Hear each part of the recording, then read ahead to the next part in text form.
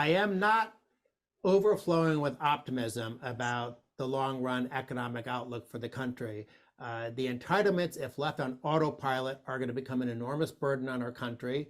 I think politicians first will respond by trying the old tax the rich route, which won't generate much, if any, money, but it will hurt the economy substantially. They'll eventually have no choice but to then go with massive tax increases on the middle class, like they did in Europe. That, of course, will stifle the economy further. They'll probably also press the Fed to do money printing a la Argentina. So yeah, I have some very, very grim, just sad views about the future of the country. But I always go back to thinking about what it was like when Republicans were unified, passing the Ryan budget. Yes, Obama was in the White House. It was never going to move beyond just the level of a budget resolution in Congress. But if Republicans back then were willing to do the right thing for the right reason, what I view as the true meaning of patriotism, I think they can do it again.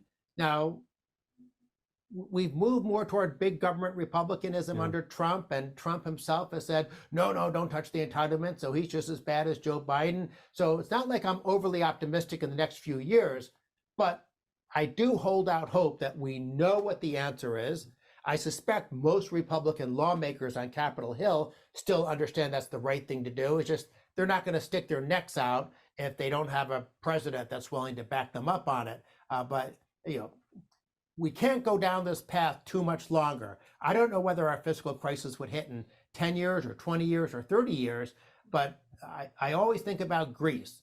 If you were in Greece in 2005, everything probably seemed okay. Hey, we're growing 4% a year. Hey, we're part of the euro now. Interest rates have come down. We can spend money. We don't need to worry about debt and deficits.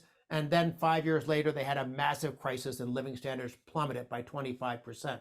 I don't want that in America. And if we keep kicking the can down the road, that's my concern.